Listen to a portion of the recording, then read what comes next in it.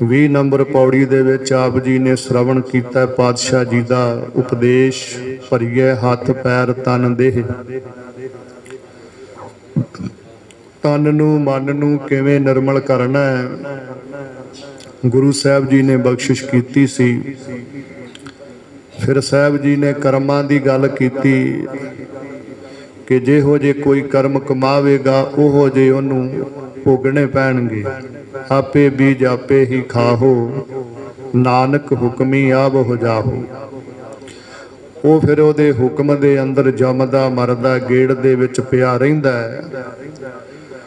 हुण अगली जिहड़ी पौड़ी है ओहदियां पहलियां 2-3 पंक्तियां जिहड़ियां वो इसे पौड़ी दे नाल मेल खांदियां। फिर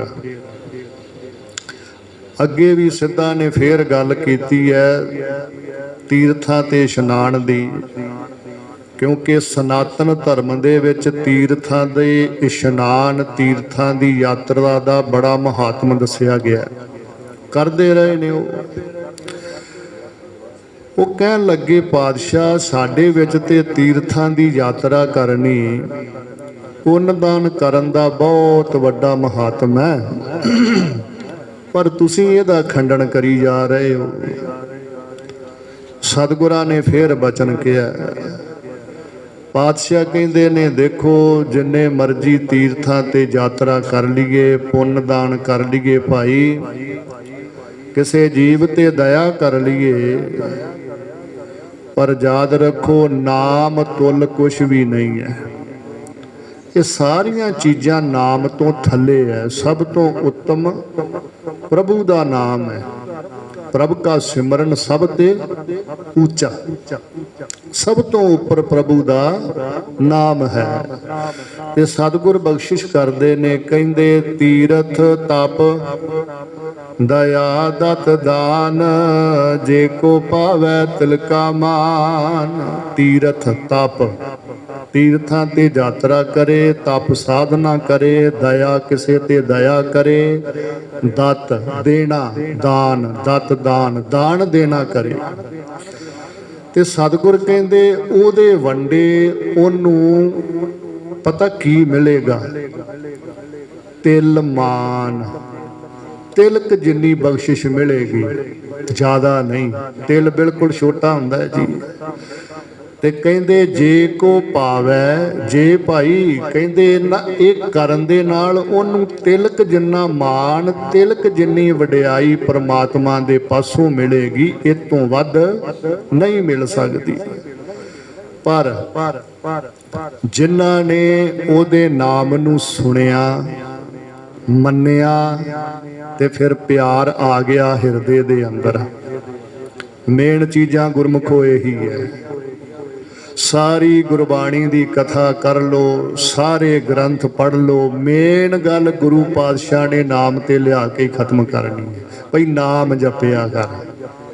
उदाहरणा दे दे के दूसरियां तीसरियां गल नाम ते हर एक शब्द दी जेड़ी लास्ट पंक्ति है लास्ट विचार है वो नाम ते समाप्त होएगी। भी नाम तो बिना गल नहीं बननी। महाराज बगदाद गए ना ते पुछण लग पे काजी लोग, हिंदू कहंदा सी कि मैं बड़ा वड्डा है, ब्राह्मण अपने आप नूं कहंदा सी भी मैं ही रब तक्कर पहुंचे हैं, मेरी गति होनी, बाकियां नूं ते कोई किसी ने पुछना नहीं।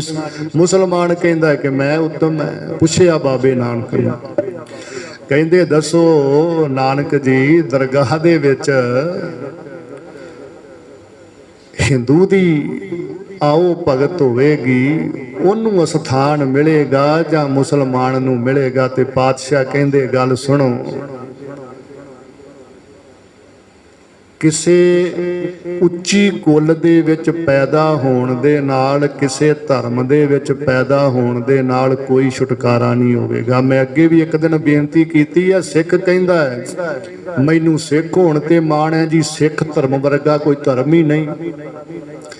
ये गल तो हिंदू भी कहंदा है, ये गल मुसलमान भी कहंदा है, ये गल क्रिश्चियन भी कहंदा है, धर्म कोई माड़ा नहीं। ते पातशाह पता की कहन लगे, कहंदा सतगुर कहंदे सुनो, बाबा आखे हाजियां शुभ अमलां बाजों दोनों रोई, हिंदू अते मुसलमान दरगाह अंदर लैन ना टोई। गल सुनो, जे पल्ले दे विच नाम होएगा ते गल बननी है, नहीं तो एवें हंकार ना चुकी फिरो उच्ची कुल दा उच्ची जात दा। उत्थे जात कुल नूं किसे नहीं पुछना, उत्थे केवल वडियाई नाम दी है। ते इत्थे भी पातशाह कहंदे ने, तीरथ तप दया तत दान, जे को पावै तिलका मान। ਉਹਨੂੰ ਤਿਲ ਮਾਤਰ ਹੀ ਮਾਨ ਵਡਿਆਈ ਮਿਲੇਗੀ। ਪਰ ਜਿਨ੍ਹਾਂ ਨੇ ਉਸ ਵਾਹਿਗੁਰੂ ਦੇ ਨਾਮ ਨੂੰ ਸੁਣਿਆ, ਉਹਦੀ ਵਡਿਆਈ ਕੀਤੀ, ਉਹਨੂੰ ਜ਼ਿੰਦਗੀ ਦੇ ਵਿੱਚ ਮੰਨਿਆ, ਪਿਆਰ ਦੇ ਨਾਲ ਗੁਰੂ ਪ੍ਰਤੀ ਪਿਆਰ ਕੀਤਾ, ਤੇ ਕਹਿੰਦੇ ਸੁਣਿਆ ਮੰਨਿਆ ਮਨ ਕੀਤਾ ਭਾਵ। ਇਹ ਮੰਨਿਆ ਦੇ ਉੱਪਰ ਟਿੱਪੀ ਹੈ, ਇਹਨੂੰ ਮੰਨਿਆ ਭਾਵ ਮੰਨਣਾ, ਤੇ ਅੱਗੇ ਜਿਹੜਾ ਮਨ ਉੱਤੇ ਟਿੱਪੀ ਨਹੀਂ ਹੈਗੀ, ਉਹ ਮਨ ਢਿੱਲਾ ਭਾਵ ਮਨ ਸਾਡਾ ਮੰਨਿਆ ਤੇ ਮਨ ਦੇ ਹਿਰਦੇ ਦੇ ਅੰਦਰ ਕੀਤਾ ਭਾਵ ਪਿਆਰ ਕੀਤਾ। ਤੇ ਪਾਤਸ਼ਾਹ ਕਹਿੰਦੇ ਫਿਰ ਜਿੰਨੇ ਇਹ ਕੰਮ ਕੀਤਾ ਉਹਨੂੰ ਭਾਈ ਤੀਰਥਾਂ ਤੇ ਜਾਣ ਦੀ ਯਾਤਰਾ ਕਰਨ ਦੀ ਲੋੜ ਨਹੀਂ। ਉਹਨਾਂ ਨੇ ਮਨ ਅੰਦਰ ਅੰਤਰਗਤ ਤੀਰਥ ਸਾਡੇ ਅੰਦਰ ਬਣ ਗਿਆ। ਜਦੋਂ ਗੁਰੂ ਦਾ ਸ਼ਬਦ ਅਸੀਂ ਸੁਣਿਆ, ਮੰਨਿਆ, ਪਿਆਰ ਕੀਤਾ, ਸਤਿਗੁਰ ਕਹਿੰਦੇ ਭਾਈ ਉਹਦੇ ਅੰਦਰ ਤੀਰਥ ਬਣ ਗਿਆ। ਅੰਤਰਗਤ ਹਿਰਦੇ ਦੇ ਅੰਦਰ ਅੰਤਰਗਤ ਤੀਰਥ, ਇੱਥੇ ਵਿਸ਼ਰਾਮ ਲੱਗੇਗਾ ਜੀ। ਮਲ ਨਾਓ, ਇਹਨੂੰ ਨਾਓ ਪਾਠ ਨਹੀਂ ਕਰਨਾ, ਨਾਓ ਇਸ਼ਨਾਨ ਦਾ ਵਾਚਕ ਹੈ। ਤੇ ਮਲ ਨਹੀਂ ਕਹਿਣਾ, ਮਲ ਮਲ ਆਖਾਂਗੇ, ਮਲ ਅਖਾੜਾ ਪਹਿਲਵਾਨ ਬਣ ਜਾਏਗਾ। ਮਲ ਤੋਂ ਭਾਵ ਮਲ ਮਲ ਕੇ ਜਦੋਂ ਉਹ ਵਾਹਿਗੁਰੂ ਵਾਹਿਗੁਰੂ ਵਾਹਿਗੁਰੂ ਜਪਦੇ ਨੇ ਤੇ ਅੰਤਰ ਆਤਮੇ ਉਹ ਸ਼ਬਦ ਦੇ ਦੁਆਰਾ ਸੁਰਤ ਨੂੰ ਜੋੜ ਕੇ ਤੇ ਇਸ਼ਨਾਨ ਹੁੰਦਾ ਹੈ ਆਤਮਾ ਦਾ ਅੰਤਰਗਤ। ਤੇ ਭਾਈ ਜੇ ਕੋਈ ਉਹਨਾਂ ਨੂੰ ਆਖੇ ਨਾ ਵੀ ਬੱਲੇ ਬੱਲੇ ਤੁਸੀਂ ਤਾਂ ਬੜੀ ਦੂਰ ਪਹੁੰਚ ਗਏ, ਕਿਸੇ ਵੇਲੇ ਕੋਈ ਗੁਰਸਿੱਖ ਸਾਨੂੰ ਮਿਲਦਾ, ਅਸੀਂ ਕਹਿੰਦੇ ਬੜੀ ਕਿਰਪਾ ਤੇਰੇ ਤੇ ਬਾਈ, ਬਹੁਤ ਤੂੰ ਨਾਮ ਜਪਦਾ ਹੈ। ਕਹਿੰਦੇ ਫਿਰ ਉਹਨਾਂ ਦੇ ਵਿੱਚ ਨਿਮਰਤਾ ਵੀ ਹੁੰਦੀ ਹੈ। ਉਹ ਅੱਗੋਂ ਪਤਾ ਕੀ ਕਹਿੰਦੇ, ਉਹ ਕਹਿੰਦੇ ਨਹੀਂ, ਪਾਤਸ਼ਾਹ ਕਹਿੰਦੇ ਤੁਸੀਂ ਤੇ ਹੰਕਾਰ ਚੁੱਕ ਕੇ ਬੈਠੇ ਹੋ ਨਾ, ਜੋਗ ਸਾਧਨਾ ਦਾ, ਲੰਬੀਆਂ ਉਮਰਾਂ ਦਾ। ਕਹਿੰਦੇ ਜਿਹੜੇ ਸ਼ਬਦ ਨਾਲ ਜੁੜੇ ਨੇ, ਕੋਈ ਉਹਨਾਂ ਦੀ ਵਡਿਆਈ ਵਿੱਚ ਕੁਛ ਆਖੇ ਤੇ ਉਹ ਮਾਣ ਨਹੀਂ ਕਰਦੇ। ਅੱਗੋਂ ਬਚਨ ਪਤਾ ਕੀ ਕਹਿੰਦੇ ਨੇ, ਕਹਿੰਦੇ ਸਭ ਗੁਣ ਤੇਰੇ ਮੈਂ ਨਾਹੀਂ ਕੋਈ। ਉਹ ਅੱਗੋਂ ਕਹਿੰਦੇ ਨੇ ਨਹੀਂ ਭਾਈ, ਇਹ ਸਾਰੇ ਗੁਣ, ਇਹ ਸਾਰੀਆਂ ਵਡਿਆਈਆਂ, ਜਿੰਨੇ ਵੀ ਮੇਰੇ ਵਿੱਚ ਗੁਣ ਨੇ, ਇਹ ਮੇਰੇ ਸਾਹਿਬ ਦੇ ਬਖਸ਼ੇ ਹੋਏ ਨੇ, ਇਹਦੇ ਵਿੱਚ ਮੇਰਾ ਕੋਈ ਵੀ ਆਪਣਾ ਗੁਣ ਨਹੀਂ ਹੈ। ਜਿੰਨੇ ਕਥਾਵਾਚਕ, ਜਿੰਨੇ ਪ੍ਰਚਾਰਕ, ਜਾਂ ਮੈਂ ਆਪ ਜੀ ਨੂੰ ਜਿੰਨੀ ਵੀ ਬੇਨਤੀ ਕਰ ਰਹੇ ਹਾਂ, ਇਹ ਕੋਈ ਮੇਰੇ ਗੁਣ ਨਹੀਂ। ਮੈਂ ਜਿੰਨੀਆਂ ਵੀ ਦਲੀਲਾਂ ਦਵਾਂ, ਇਹ ਸਾਰੀਆਂ ਸਤਿਗੁਰ ਦੀਆਂ ਨੇ, ਸਾਰੀਆਂ ਸਤਿਗੁਰ ਦੀਆਂ ਨੇ। ਅਸੀਂ ਤੇ ਇੱਕ ਜਰੀਆ ਹਾਂ, ਇੱਕ ਸਾਧਨ ਹਾਂ ਕਿ ਗੁਰੂ ਦੇ ਉਪਦੇਸ਼ ਨੂੰ ਤੁਹਾਡੇ ਤੱਕ ਪਹੁੰਚਾਉਣਾ। ਇਸ ਕਰਕੇ ਉਹ ਕਹਿੰਦੇ ਨੇ ਸਭ ਗੁਣ ਤੇਰੇ ਮੈਂ ਨਾਹੀਂ ਕੋਈ। ਕੌਣ ਕਹਿੰਦੇ ਨੇ? ਜਿਨ੍ਹਾਂ ਨੇ ਸੁਣਿਆ, ਮੰਨਿਆ, ਮਨ ਕੀਤਾ ਭਾਵ। ਤੀਰਥਾਂ ਵੱਲੇ ਉਹ ਗਏ ਨਹੀਂ, ਡਾਇਰੈਕਟ ਸ਼ਬਦ ਦੇ ਨਾਲ ਜੁੜੇ ਨੇ। ਤੇ ਪਾਤਸ਼ਾਹ ਕਹਿੰਦੇ ਉਹਨਾਂ ਨੂੰ ਫਿਰ ਇਹ ਸਮਝ ਲੱਗ ਗਈ ਹੈ ਕਿ ਵੇਣ ਗੁਣ ਕੀਤੇ ਭਗਤ ਨਾ ਹੋਏ। ਜਿੰਨਾ ਚਿਰ ਸ਼ੁਭ ਗੁਣ ਨਹੀਂ ਆਉਣਗੇ ਉਹਨਾਂ ਚਿਰ ਭਗਤੀ ਨਹੀਂ ਹੋਵੇਗੀ। ਇੱਥੇ ਭਗਤ ਦੇ ਤੱਤੇ ਨੂੰ ਸਿਹਾਰੀ ਲੱਗੀ ਹੈ ਜੀ। ਇਹ ਤੋਂ ਭਾਵ ਹੈ ਭਗਤੀ। ਜੇ ਸਿਹਾਰੀ ਨਾ ਹੋਵੇ ਫਿਰ ਇਹਦਾ ਅਰਥ ਬਣੇਗਾ ਭਗਤ, ਸੰਤ, ਗੁਰਮੁਖ ਜਾਂ ਗੁਰਸਿੱਖ। ਇਹ ਤੋਂ ਭਾਵ ਹੈ ਭਗਤੀ। ਬਿਨਾਂ ਭਗਤੀ ਤੋਂ ਵੇਣ ਵਾਹਿਗੁਰੂ, ਵੇਣ ਗੁਣ ਕੀਤੇ ਭਗਤ ਨਾ ਹੋਏ। ਜਿੰਨਾ ਚਿਰ ਸਾਡੇ ਅੰਦਰ ਸ਼ੁਭ ਗੁਣ ਨਹੀਂ ਆਉਣਗੇ, ਦਇਆ ਸਤ ਸੰਤੋਖ ਧੀਰਜ ਨਿਮਰਤਾ ਨਹੀਂ ਆਵੇਗੀ, ਉਹਨਾਂ ਚਿਰ ਭਗਤੀ ਨਹੀਂ ਹੋ ਸਕਦੀ। ਇੱਕ ਭਗਤ ਦੇ, ਇੱਕ ਗੁਰਸਿੱਖ ਦੇ ਇਹ ਲੱਛਣ ਨੇ, ਇਹ ਗੁਣ ਨੇ। 8ਵੀਂ ਕਿ 9ਵੀਂ ਜਿਹੜੀ ਅਸ਼ਟਪਦੀ ਤੁਸੀਂ ਬ੍ਰਹਮ ਗਿਆਨੀ ਵਾਲੀ ਪੜ੍ਹਦੇ ਹੋ, ਉੱਚ ਇੱਕ ਗੁਰਸਿੱਖ ਦੇ ਗੁਣ ਦੱਸੇ ਨੇ ਵੀ ਉਹਦੇ ਵਿੱਚ ਕਿਹੜਾ ਕਿਹੜਾ ਗੁਣ ਹੈ। ਬ੍ਰਹਮ ਗਿਆਨੀ ਸਦਾ ਨਿਰਲੇਪ, ਪੜੋ ਸਾੜੀ ਕਿਤੇ ਧਿਆਨ ਦੇ ਨਾਲ। ਮੈਂ ਕਹਿੰਦਾ ਅਸੀਂ ਪੜ੍ਹ ਕੇ ਦੌੜੀ ਜਾਂਦੇ, ਕਿਤੇ ਵਿਚਾਰੀਏ ਨਾ। ਉਹ ਗੁਰੂ ਸਾਹਿਬ ਨੇ ਗੁਣ ਦੱਸੇ ਨੇ ਕਿ ਇੱਕ ਜਿਹੜਾ ਗੁਰਸਿੱਖ ਹੈ ਸ਼ਬਦ ਨਾਲ ਜੁੜਿਆ, ਉਹਦੇ ਵਿੱਚ ਕਿਹੜੇ ਕਿਹੜੇ ਗੁਣ ਆਉਂਦੇ ਨੇ। ਕਦੀ ਸੋਚੀਏ ਸਾਨੂੰ 30 ਸਾਲ 40 ਸਾਲ ਅੰਮ੍ਰਿਤ ਛਕੇ ਨੂੰ ਹੋ ਗਏ, ਉਹਦੇ ਵਿੱਚੋਂ ਇੱਕ ਵੀ ਗੁਣ ਸਾਡੇ ਵਿੱਚ ਆਇਆ ਹੈ?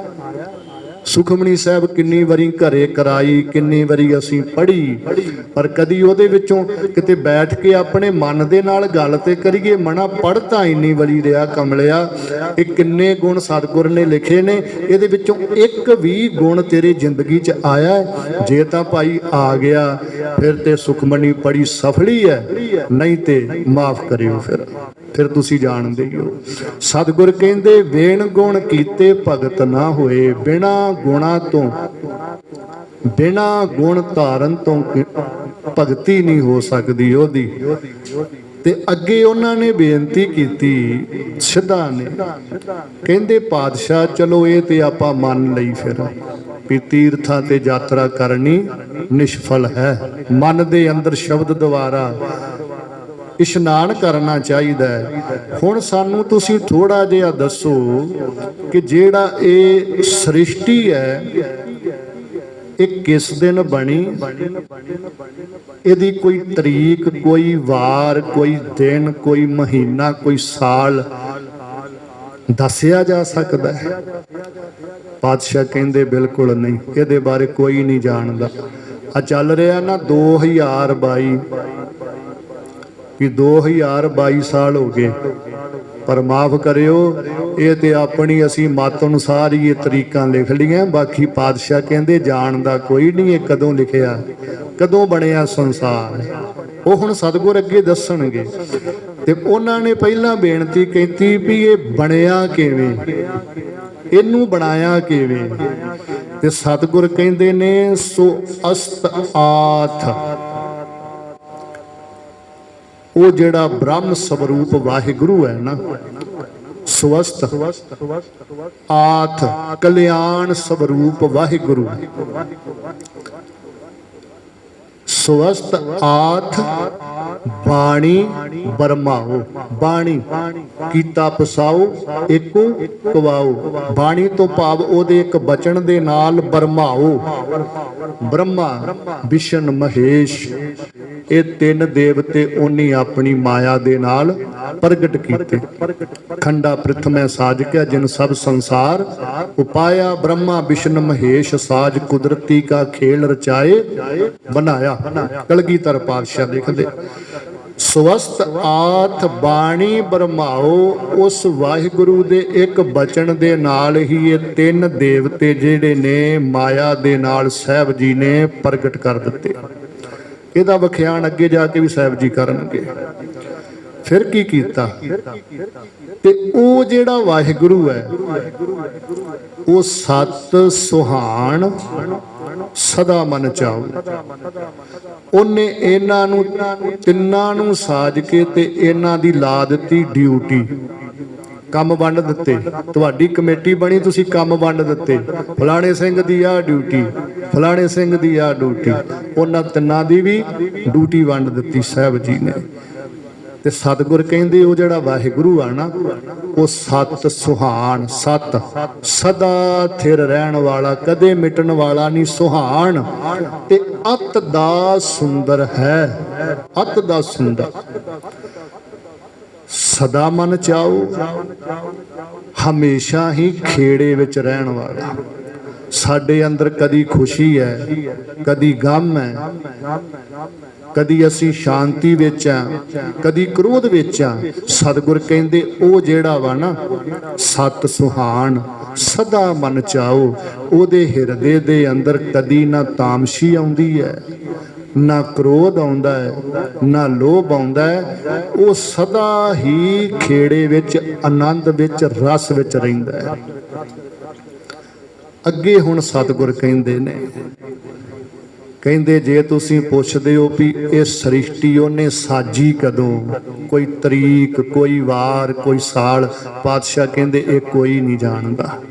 ਸਤਿਗੁਰ ਕਹਿੰਦੇ ਕਵਣ ਸੋ ਵੇਲਾ ਵਖਤ ਕਵਣ, ਕਵਣ ਥਿਤ ਕਵਣ ਵਾਰ। ਹੁਣ ਜਦੋਂ ਐਦਾਂ ਪੜਾਂਗੇ ਤੇ ਸਾਨੂੰ ਸਮਝ ਲੱਗੇਗੀ ਵੀ ਬਾਣੀ ਕਹਿੰਦੀ ਕੀ।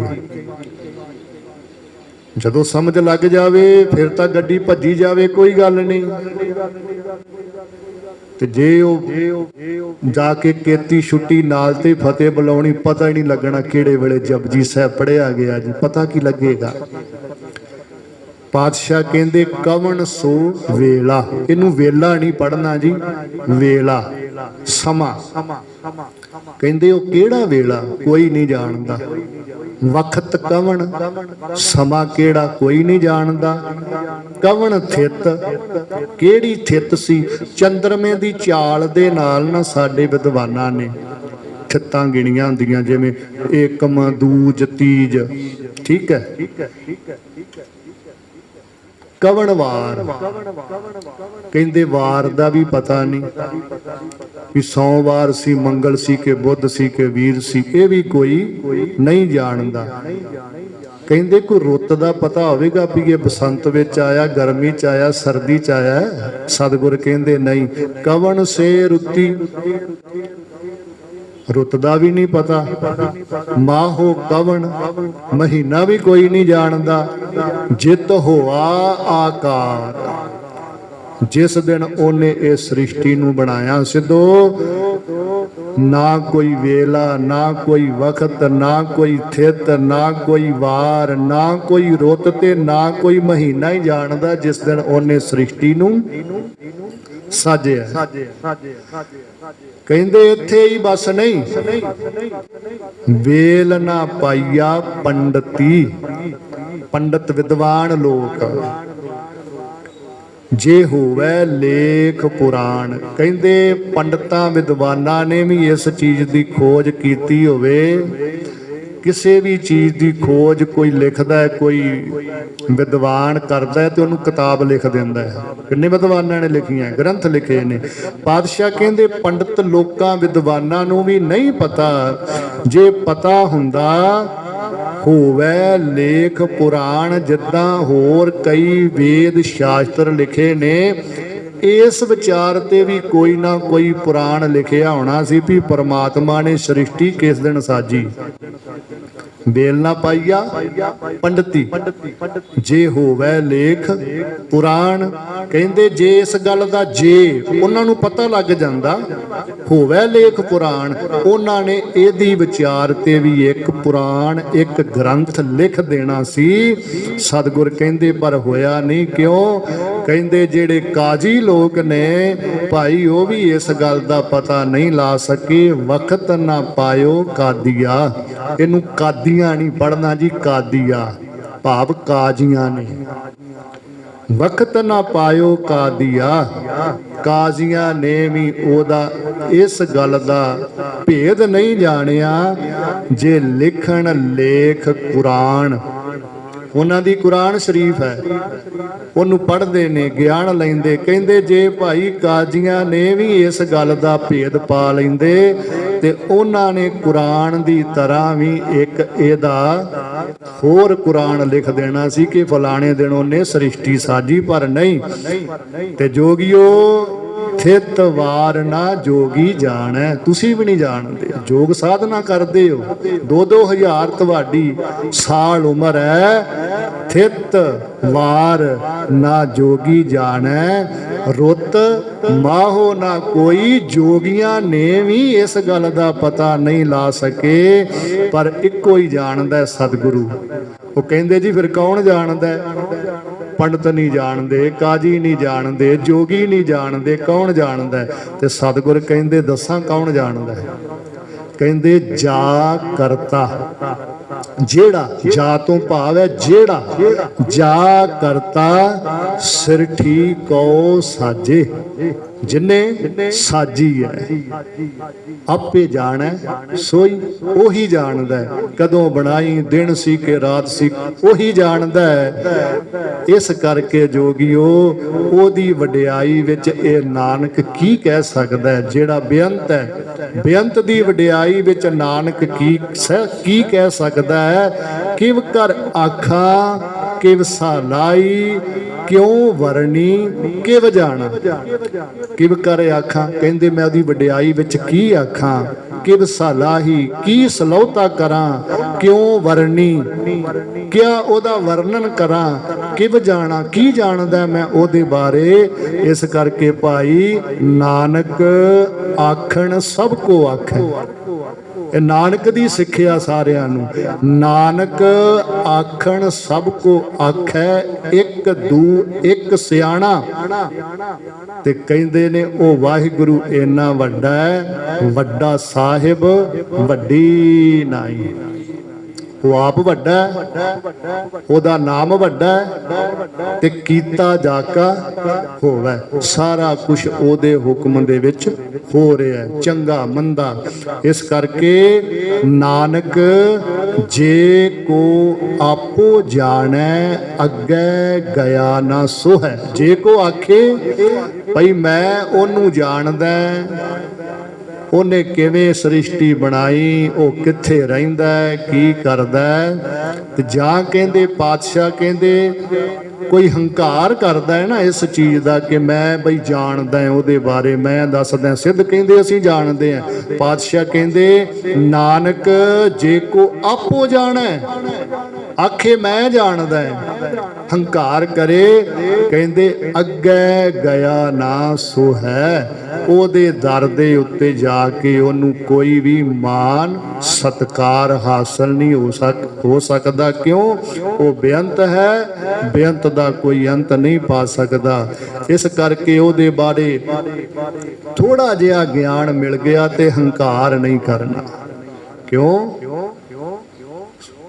ਇੱਥੇ ਤੇ ਕਈ ਕੀੜੇ ਤੁਰੇ ਫਿਰਦੇ ਉਹਦੇ ਦਰ ਤੇ, ਉਹਦੀ ਵਡਿਆਈ ਕਰਦੇ, ਉਹਦੀ ਵਡਿਆਈ ਕਰ ਕਰਕੇ ਤੁਰ ਜਾਂਦੇ ਨੇ, ਪਰ ਉਹ ਉੱਥੇ ਦਾ ਉੱਥੇ ਹੀ ਹੈ। ਸਾਡੇ ਵਰਗੇ ਅਨੇਕਾਂ ਹੀ ਵਡਿਆਈ ਕਰਦੇ ਰਹੇ ਨੇ, ਕਰ ਰਹੇ ਨੇ, ਕਰਨਗੇ, ਤੁਰ ਜਾਣਗੇ, ਪਰ ਉਹਦੀ ਵਡਿਆਈ ਕਦੇ ਖਤਮ ਹੋਣ ਵਾਲੀ ਨਹੀਂ। ਉਹਦੀ ਵਡਿਆਈ ਦਾ ਨਾ ਆਦ ਹੈ ਨਾ ਅੰਤ ਹੈ, ਤੇ ਸਾਡਾ ਤੇ ਆਦ ਵੀ ਹੈ ਤੇ ਅੰਤ ਵੀ ਹੋ ਜਾਣਾ ਹੈ। ਸਾਡੇ ਗਿਆਨ ਦਾ ਵੀ ਆਦ ਤੇ ਅੰਤ ਹੈ, ਪਰ ਉਹਦੀ ਵਡਿਆਈ ਦਾ ਨਾ ਆਦ ਹੈ ਨਾ ਅੰਤ ਹੈ। ਇੱਥੇ 21 ਨੰਬਰ ਪੌੜੀ ਦੀ ਸਮਾਪਤੀ ਹੈ। ਸੋ